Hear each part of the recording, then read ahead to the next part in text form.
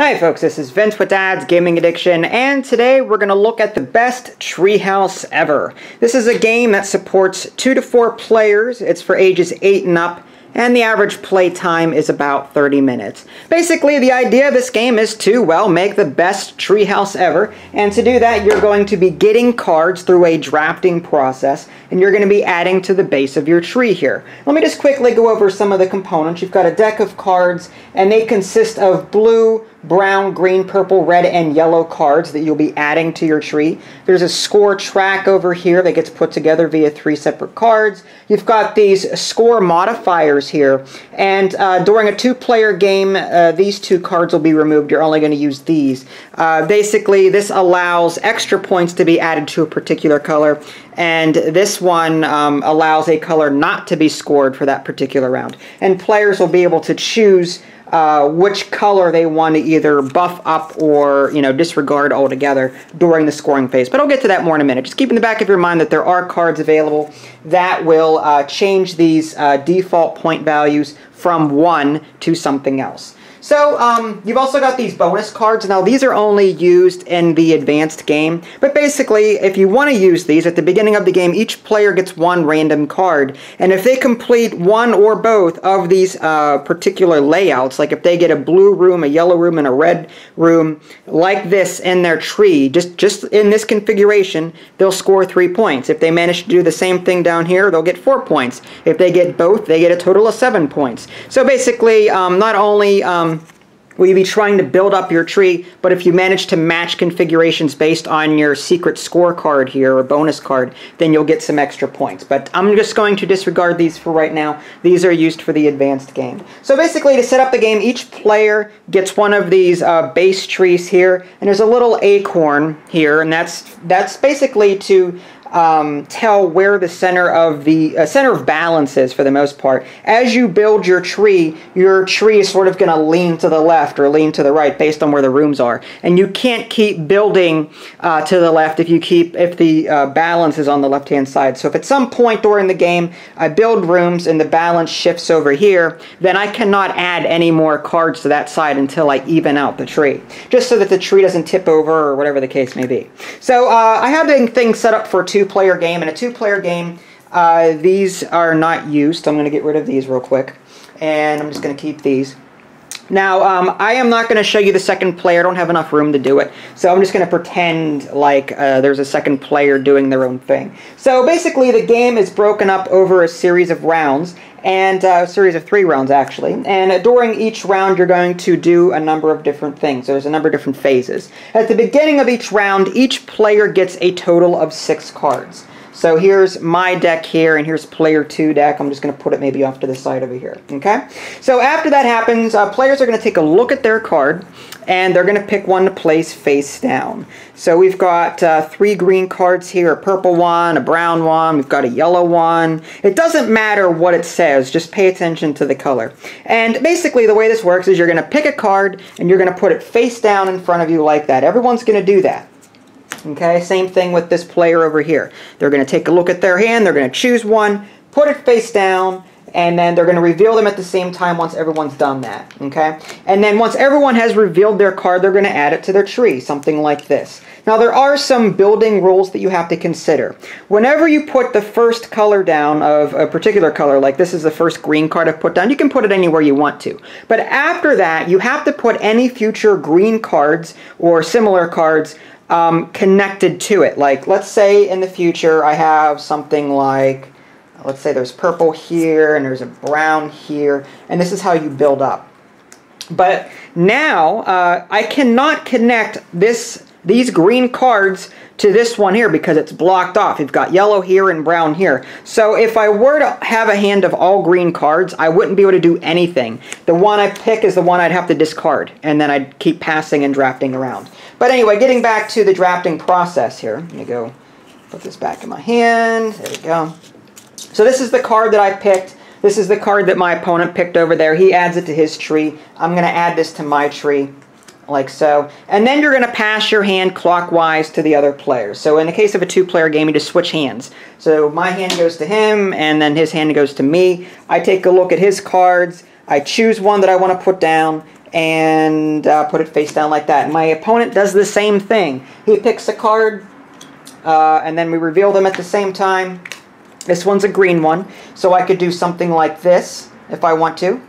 Okay, so I've got 2 green cards there, and my opponent reveals his, adds it to his tree. Again, I'm not going to bother trying to build his tree, but you get the idea. And then we're going to switch hands again, and then I get my original hand back. I take a look at my hand, and we keep doing this over and over until finally we have 1 card left in our hand. That card is discarded. So just for the sake of argument, let me just go ahead and quickly build this tree. Now, whenever I do this, for example, this tree is now leaning to the left. I'm going to go ahead and move the acorn over there. I should have done that when I put the first room here. This acorn would have moved over. And then when I put this card here as my second play, it would have shifted back to the center. And now this third card here would have shifted it back to the left again. So I need to sort of balance it back out with other cards. But let's just, again, just for the sake of argument, let's just keep building here. There's purple, do that. And center, and then we'll do purple here, and then maybe yellow here. Okay, so and then whenever you're left with 1 card, then you're going to discard that, and that will end that particular build phase. Okay, so after players are done drafting and building rooms onto their treehouse, the scoring phase occurs. And the way this works is, for the very first round, the oldest player chooses one of these cards here. These are like the game changer cards here. And again, in a 2-player game, all you've got are these. This room type does not score this round. But like in a 4-player game, for example, you'll be including these 2. So the oldest player will pick first, and then clockwise around the table. After that, the player with the highest score will pick first. Now, the way dishing them out works to these various bonus cards up here, or these color cards, it goes in reverse order. So while the player that's furthest ahead the score track gets to pick first, they actually get to put a card last onto one of these colors. So in reverse order, what players are going to do is they're going to pick a color and put their game changer card on it. So in a 2-player game, let's say that I'm the oldest, so I choose first, and then my opponent chooses. It doesn't really matter because they're both the same card. And then now my opponent, because he's younger, gets to place first. Now he notices that I've got 3 purple and 3 green and 1 yellow. Now let's say that my opponent had a bunch of green cards in his tree. He's not going to want to cancel out green and make it score no points because he's counting on that. But let's say he doesn't have any purple in his tree. But as you can see, I have 3 cards in my tree. Each one is worth 1 point. And it doesn't matter. By default, each color card is worth 1 point. But let's say he does this to purple. Now, purple is not worth any points, so I will not score anything for purple this particular round. Now, I get to place mine. Let's say that, okay, I noticed that he has a lot of brown cards in his tree. I don't have any brown cards, so I'm safe to put that here, and that now brown will not score any points. And again, in a 3 or 4 player game, you can even double the points of these colors if you want to. But again, in a 2-player game, you're only going to use that. So now you're going to count up your points. Again, purple is no longer going to score me anything. So I've got 1 point, 2 points, 3 points, 4 points. So I'd move 4 points ahead on the score track, and let's say I'm red. So I'm up to 4, and let's say my opponent scores, I don't know, 3 points is now up to here. Now in the future round, in the second round, the same thing's going to happen. Each player is going to get 6 cards. We're going to draft 5 of them. We're going to be building our tree. After that, players are going to go ahead based on who's ahead. In this case, I'm ahead, so I pick first. My opponent picks second. But then my opponent, because he's in last place in reverse order, will pick another color to sort of cancel out, and then I'll follow suit.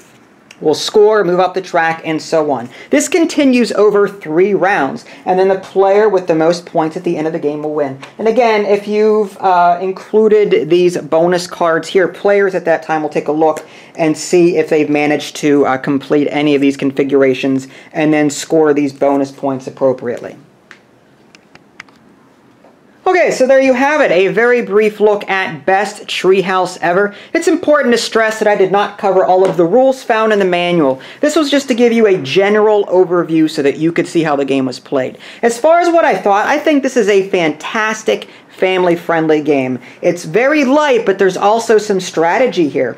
The strategy is mainly in how you deal with the cards that you're dealt. Again, at the beginning of every round, each player is dealt 6 cards. Even though they get rid of one of them at the end of that particular phase, they still have to place 5 of those cards, and they never know what cards their opponent is going to pick whenever you pass your hand around the table. So you may end up with colors you want and colors that you don't want. And the trick is trying to make use of the best of what you have, is basically what this comes out to be, and trying not to trap particular colors. Like I was saying before, sometimes you don't have any control over that, but you're going to want to try and keep each color open so that you can keep building off of it rather than trapping a particular color. Like in the future, let's say that I put something like brown here, for example. Green could no longer be built upon, and I'm stuck with, if I were to get green cards in the future, I could no longer put green here or green up here. They have to touch each other. They have to form one long chain in order for the placement to be legal. So that's very interesting. And there's 6 different colors. So there may be colors that you are forced to trap based on the cards that you're dealt and the cards that you get as you're drafting or as you're passing your hand around the table and getting someone else's cards. So there's a light strategy element here. It works very well. You can even cancel out colors with these cards or double the point value with these cards here. There's bonus cards if you want to include those. You don't have to, but they're present. So yeah, best Treehouse ever. Very fun, casual game. Highly recommend it. If you want to see my written review, you can. www.dadsgamingaddiction.com. If you haven't already, subscribe to my YouTube channel. That way you can keep up to date with any new content I happen to publish. This is Vince. Thanks for watching, and I'll catch you next time.